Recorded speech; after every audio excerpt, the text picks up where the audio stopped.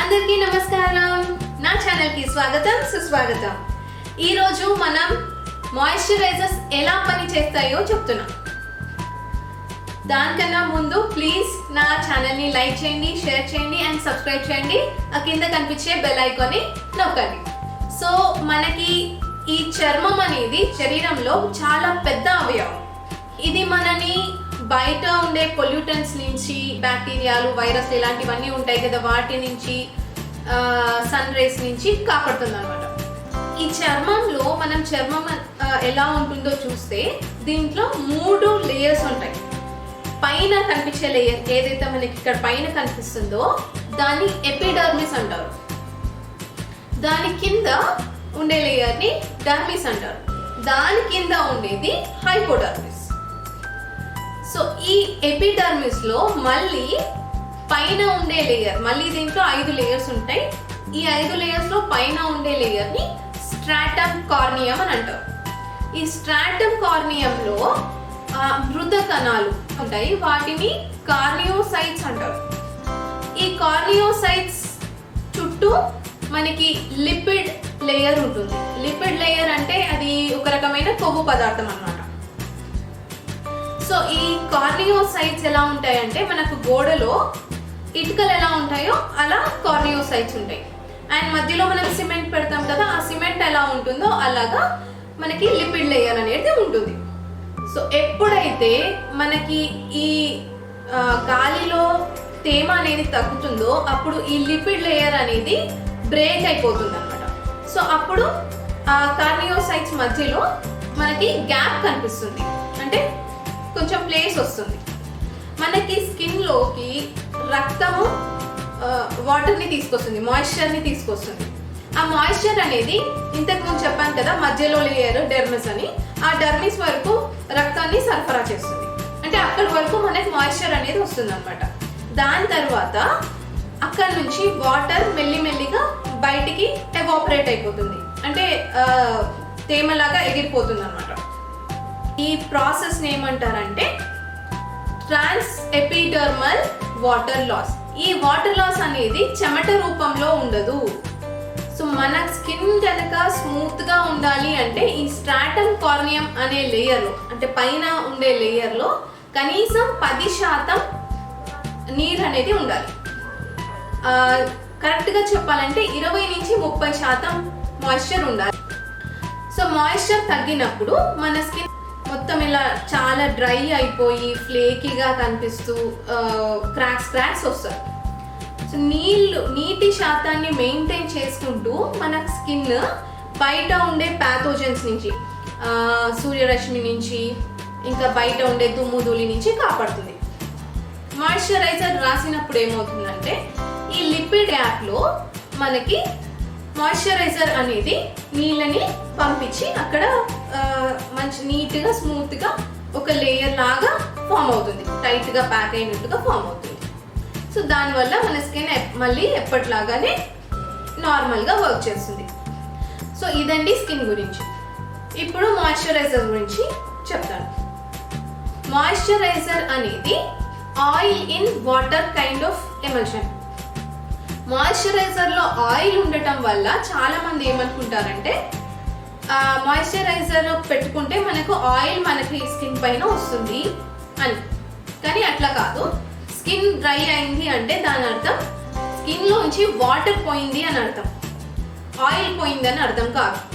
So అందుకనే oily skin వాళ్ళు కూడా కంపల్సరీ మాయిశ్చరైజర్ రాసుకోవాలి. సో మనకి ఇప్పుడు దీంట్లో మాయిశ్చరైజర్ లో ఆయిల్ ఉంది, వాటర్ ఉంది, 2 ఉన్నాయి కాబట్టి మనకి ఫస్ట్ అది వాటర్ ని స్కిన్ లోపలికి పంపిస్తుంది. తర్వాత దాంట్లో ఉండే ఆయిల్ ఏమవుతుందంటే పైన స్కిన్ పైన ఒక లేపనం లాగా వచ్చేసి వాటర్ అనేది బయటికి వెళ్ళిపోకుండా కాపాడుతుంది. మాయిశ్చరైజర్ లో 3 రకాలు ఉంటాయి. ఫస్ట్ దాన్ని అక్లూజివ్స్ అంటారు, సెకండ్ దాన్ని హ్యూమెక్టెంట్స్ అంటారు, థర్డ్ దాన్ని ఎమోలియన్స్ అంటారు. ఈ అక్లూజివ్స్ అనేవి మనకి మాయిశ్చర్ ఏమి ఇవ్వవు, అంటే దాంట్లో నీటి శాతం అనేది ఏమి ఉండదు.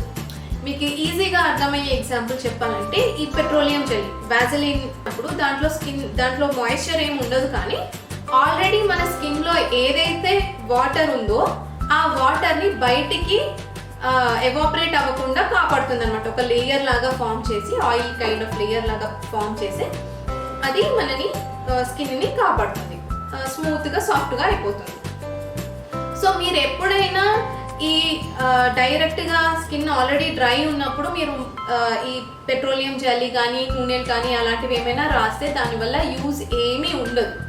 సో మీరు అలా రాసుకోవాలి అనుకున్నప్పుడు క్లీన్గా హ్యాండ్ వాష్ చేసుకొని కొంచెం సేపు నీళ్ళలో తడవనిచ్చి అప్పుడు దానిపై నుంచి మీరు పెట్రోలియం జెల్లీ కనుక రాస్తే స్కిన్ స్మూత్ అవుతుంది. కానీ డైరెక్ట్గా మీకు ఆల్రెడీ డ్రై అయిపోయి ఉన్న స్కిన్ పైన పెట్రోలియం జెల్లీ కానీ ఆయిల్ కానీ రాయటం వల్ల ఎలాంటి యూస్ ఉండదు.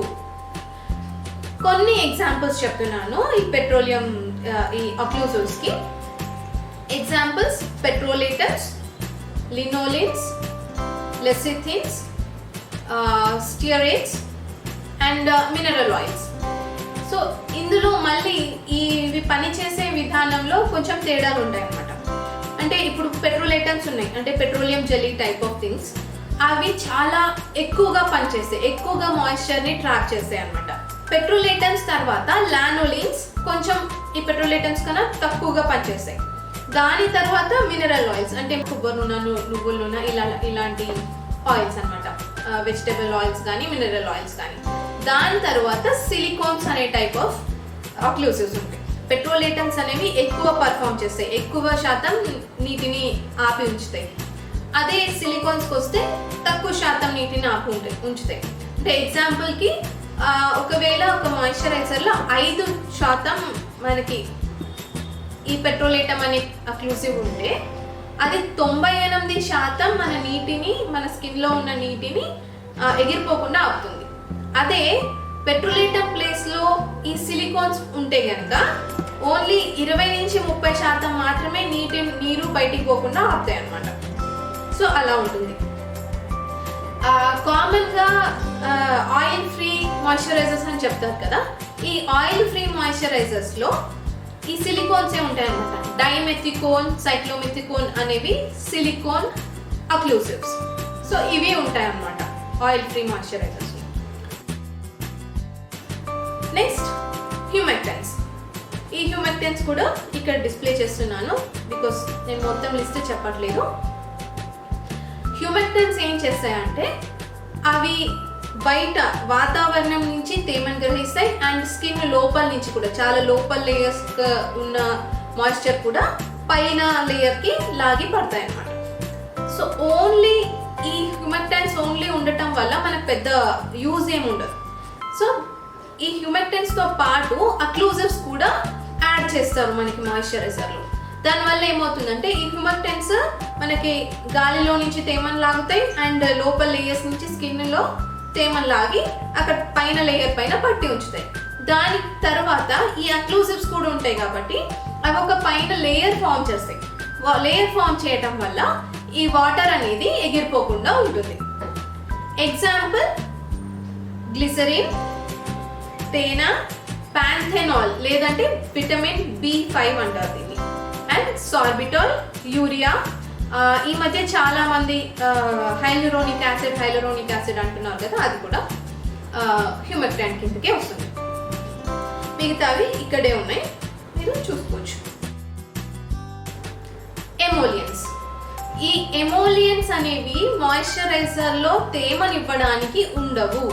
అవి కేవలం స్కిన్ని స్మూత్గా ఫీల్ చేయడానికి మాత్రమే ఉంటాయి అన్నమాట. అంటే మరి జిడ్డుగా కనిపించకుండా, ఎక్కువగా ఏదైనా దుమ్ము ధూళి అంతా స్కిన్కి అంటుకునేలాగా ఉండకుండా ఒక మంచి ఫీల్ ఇస్తాయి. దానికోసం ఎమోలియన్స్ అనేవి ఉంటాయి అన్నమాట.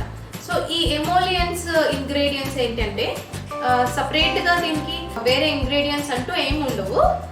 యూజువలీ ఈ కొన్ని అక్లూజివ్స్ అండ్ కొన్ని రకాలైన హ్యూమెక్టెన్సే ఇంకా ఎమోలియన్స్గా కూడా పనిచేస్తాయి అన్నమాట. అది కూడా లిస్ట్ ఇక్కడ ఇచ్చాను, సో మీరు చూసుకోవచ్చు. చాలా వరకు మాయిశ్చరైజర్స్ మనకి మార్కెట్లో దొరికే ఒక 80-90% మాయిశ్చరైజర్స్లో ఈ 3 రకాలు ఉంటాయి: అక్లూజివ్స్, హ్యూమెక్టెన్స్ అండ్ ఎమోలియన్స్ 3 రకాలు కలిసి ఉంటాయి. అండ్ వీటితో పాటు ప్రిజర్వేటివ్స్ అంటే ఉట్టిగా మనం ఇవి కలిపి ఉంచేస్తే అవి వారానికో 2 వారాలకో పాడైపోతాయి. కానీ మనం కొనుక్కొని వచ్చినప్పుడు చాలా రోజులు ఉంటుంది కదా ఈ మాయిశ్చరైజర్, అలా ఉండటానికి ప్రిజర్వేటివ్స్ కలుపుతారనమాట.